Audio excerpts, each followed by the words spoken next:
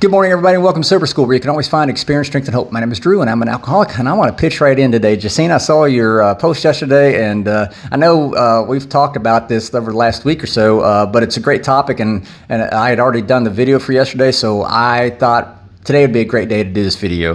We're going to talk about the normies, and those of you watching may think, what the hell is a normie? A normie is a person who can handle their drink and their drug and walk away from it and be good. In other words, they're not us, right? I can't handle my drink and just walk away from it. I start obsessing, right? I start thinking and craving. Normies are people who can drink or drug, the average moderate drinker, temperate drinker who can drink when they want to and be done with it and just go on about their lives. Not me, all right? I'm not a normie. And so what happens when we're around these normies and they're talking? We're at work, say, and they're talking about going out and getting drunk. You know, let's go out and get hammered this weekend or whatever. You know, I know that happens a lot, especially the younger people. It seems like that's the cool thing. It's the recreation of choice for them. I remember it being the recreation of choice for me too at one point, but then I remember it became a problem. First and foremost, the Big Book talks about what to do when you go to a place where there's drinking going on. It's on page 101, but Bill is very clear in the Big Book, and I'm using the Big Book because that's my personal source of reference. Not trying to push it down anybody's throat here, but that's my personal source of reference. On page 101, Bill says, if we have a legitimate reason for being there. So in other words, it's okay to go to a place if you have a legitimate reason, but the key is you have to be honest with yourself. The very last sentence of page 101, he says, are you going there to be honest or for legitimate reason, or are you expecting to steal a little vicarious pleasure from the atmosphere? Do you have an ulterior motive is what he's saying, right? On page 102, he goes on, he says, be sure you are on solid spiritual ground before you start and that your motive in going is thoroughly good. So again, making sure you're honest with yourself. But he does caution, he says, if you are shaky, you had better work with another alcoholic instead. So in other words, if you're not on solid spiritual ground, and you're not there yet spiritually and in your path to recovery, go work with another alcoholic. Go work with your sponsor. Go work with somebody. Don't go to that place. So that's in that context. Bill's talking about on page 101 going to a place. And I'm going to extrapolate that a little bit and go on to Jacina's point about what happens when you're at work and they're talking about it. Well, that's a different story. And I keep going back to this. The one thing I learned in the program of AA is I can't control what people say, do, or think. I gave that up. I tried doing that for the longest time, and it drove me batshit crazy, right? So I can't change or control what people say, do, or think. So with that being said, if people are talking, let them talk. It's just words. It's like the equivalent of somebody coming up to me and calling me a carbohydrate eater. As offensive as that sounds to me, it's just words. It doesn't mean anything to me, right? You know, and quite frankly, what can happen is you could be around these people who are talking, just words, and if you're not careful, if you don't know what's going on, it starts bringing up back memories of when you used to drink. Oh man, I remember whenever I used to drink that, and I used to go do this, and that was fun. And what's going on here, though, is it's a psychological term that they call the fading effect bias, FAB. Fading effect bias. It typically deals with relationships, but it also is applicable to alcoholism, to addiction. Basically, FAB, the fading effect bias, is the brain's effort to take an event, a circumstance, a situation, and suppress all the bad memories of that event and just let you immediately recall the good memories. Maybe the last rock and roll concert you went to, maybe the last outing you went to, last time you went to the park, maybe the last boyfriend or girlfriend you had, and you forgot how bad they treated you because your brain suppressed all that, but you remember the good things, right?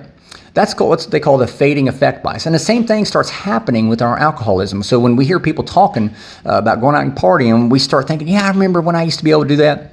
Because our brain immediately recalls only the good stuff, because it's shoved down into our subconscious all the bad shit, the shame, guilt, and remorse that we caused during our last debacle, if you will. So keep in mind, that's what's happening whenever you're hearing people talk and you're recalling all these memories. That's what's going on in your brain. It's a fading effect bias.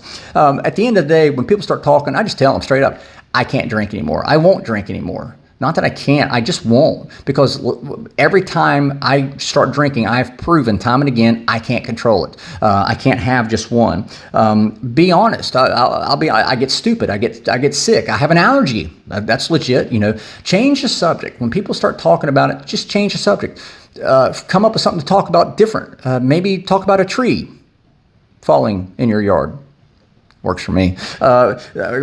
You can always get up and walk away and go fix you a cup of coffee. Or the best way to change the subject and get everybody to stop talking is take a tuna fish sandwich, throw it in the microwave for about a minute and a half, and the entire office will stop talking, I promise, at least about alcoholism. Go back into something you're doing at work. Find something to distract yourself and to help you ignore what it is they're saying. Because again, we can't control what they say, do, or think, right? At the end of the day, all we can control is how we respond to things. I do know that this has happened before where, I might have said something to somebody, hey, look, I can't drink anymore. And they're like, oh, no, come on, man, I got your back. I got your back. Really? You got my back. You're going to keep me from drinking in excess tonight. Okay, that sounds great. But what about tomorrow? What about next week? Are you going to stay with me and pay all my bills because I can't work because I've gone off on a bender again? Are you going to pay all my bills for the week or the next 2 months or whatever? I'm going to let somebody who's admittedly going to get drunk tonight, I'm going to let them coach me and keep me from getting drunk, keep me from having too much when admittedly you're going to get drunk yourself. So I'm going to turn my evening over to somebody who's going to be drunk. Shit, I couldn't control my life whenever I was drunk. I can barely control it whenever I'm sober. But I'm going to turn it over and rely upon somebody else to control my drinking? That's absurd. Hell no. I'm not going to trust my sobriety to someone who will be drunk themselves while admitting that I don't trust my sobriety even in my own sobriety, being sober myself. Will they be responsible for paying stuff for me? We have to spend. Alcoholism is such a peculiar disease because it's the only disease. It's the only disease where we have to spend more time justifying why we don't drink than why we do. Think about that. It's the only disease. It's the only thing out there where we have to justify why we're not drinking rather than justify why we are drinking. And it's like we have to explain why we don't want flare-ups, to people. I always remind them.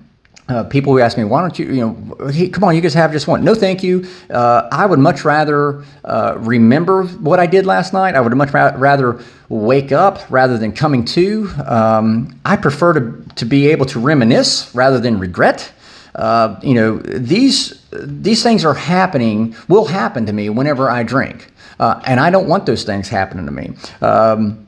What you're doing here is you're planting a seed. And I'm going to tie this all back together to what Bill says.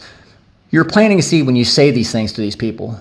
When I'm telling somebody, hey, I don't want to drink because I want to be able to remember what I did last night. I want to be able to enjoy what I'm doing tonight.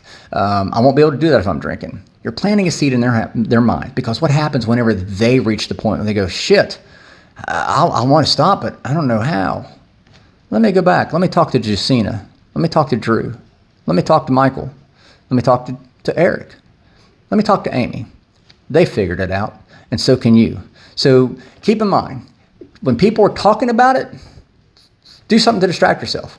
Again, the tuna fish salad sandwich in the microwave works wonders, I assure you. Talk about trees falling through your house, that works too. But at the end of the day, it's just words. It's just words. Remember, you are building your own spiritual foundation.